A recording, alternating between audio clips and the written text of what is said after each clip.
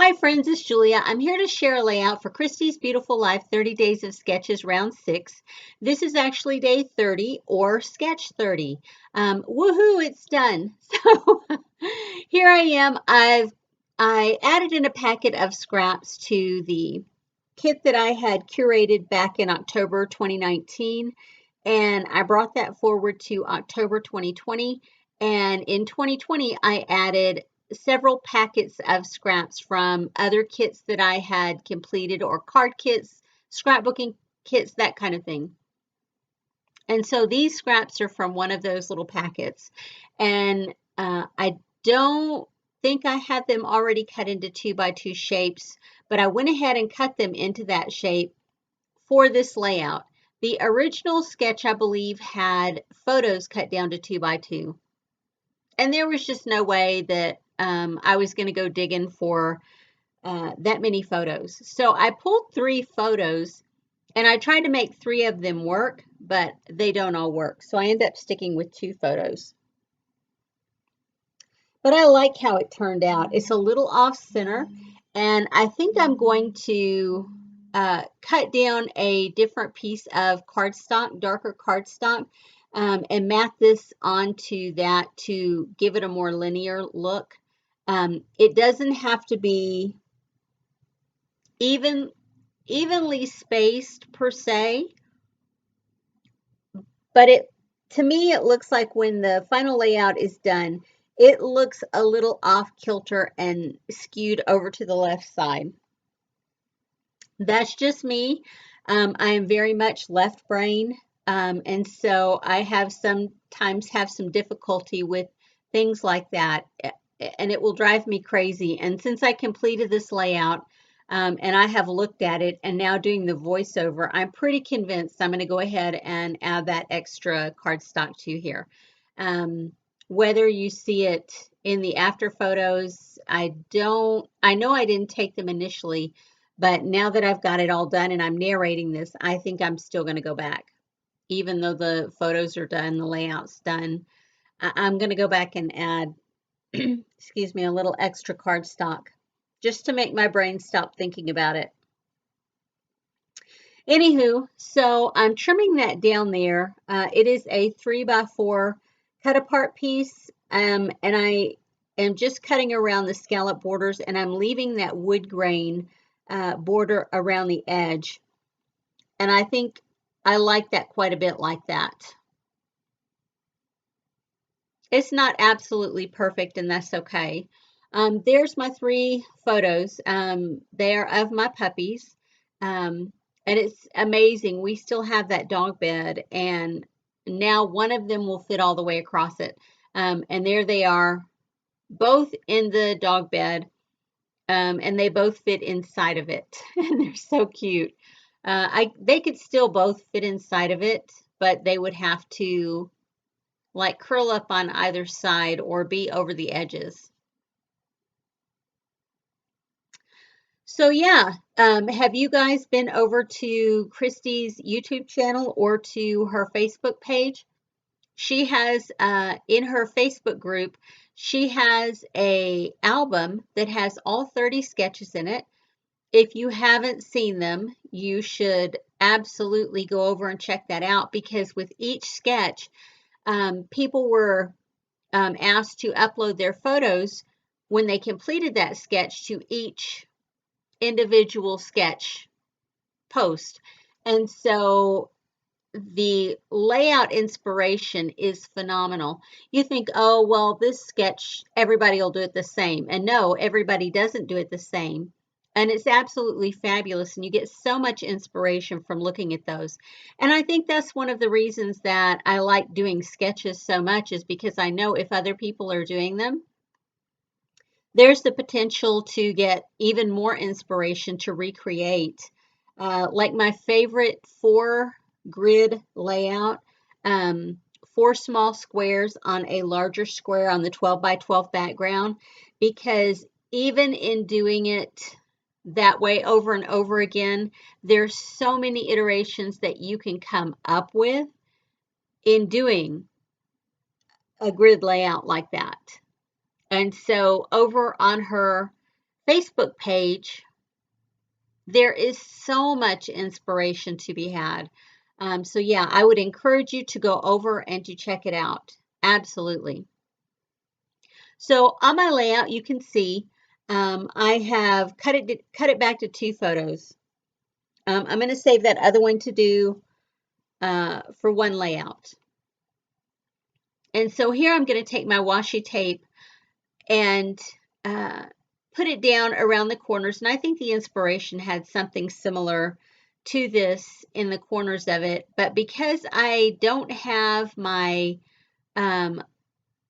my blocks completely centered, this looks a little off skew to me. So I think I'm going to back it on a different sheet of cardstock. Even though I've already taken pictures and I'm doing the narration for this, I'm going to change it. I think I'm just going to add that little bit of additional cardstock to it to make me feel better, if for no other reason than just that.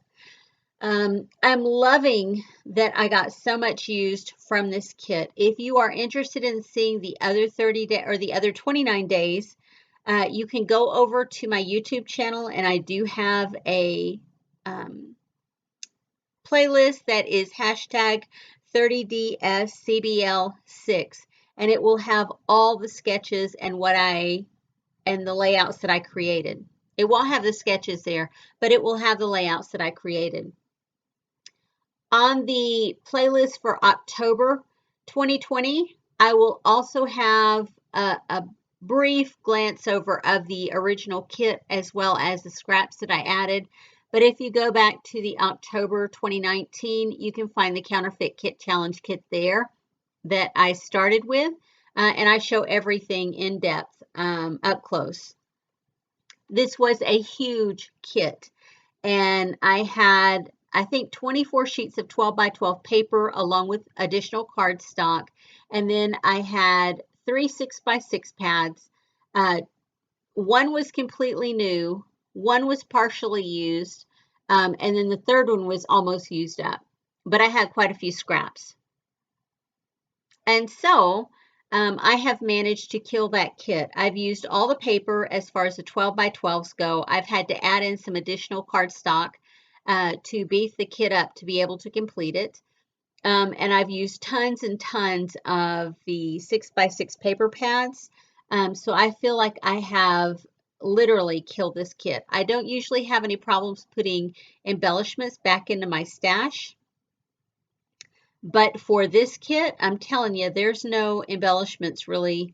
There's very few embellishments. I will have an Out with the Old and layout share where I show what is left over from this kit.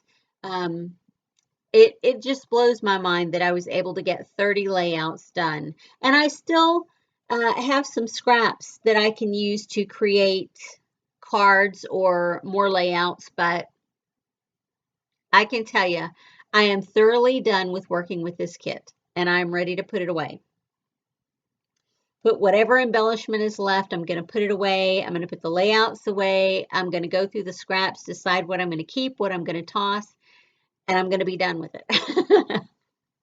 That's one of the things when I build these super mega kits. A lot of times I'll work with them for a little while and then put them away and not mess with them again for months at a time. And then when I do one like this where I am inspired to use the entire kit for the month, I really am tired of it by the time I'm done.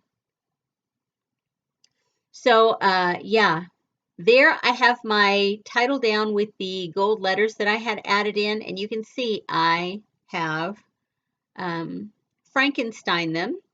Yeah, I'm putting the tail on the R because I used a P. I was out of R's and I was out of A's, so I used an upside down V. And most of the time, I don't even bother putting the little line across the A.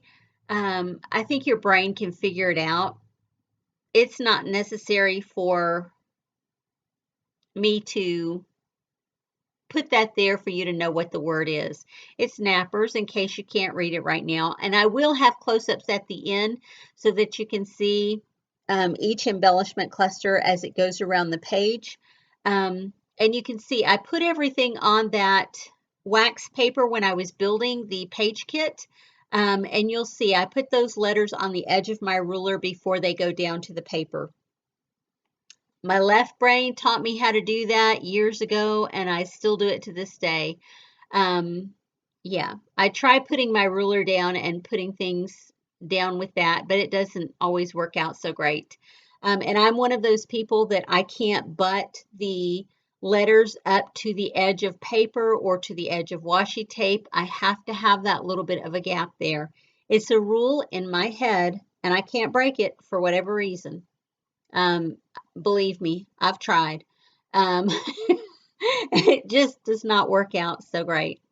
But anywho, I appreciate you guys being here today. I would love it if you would flip me a thumbs up. It's not necessary, it's not mandatory, but it lets me know that you're enjoying these layouts as much as I am in creating them.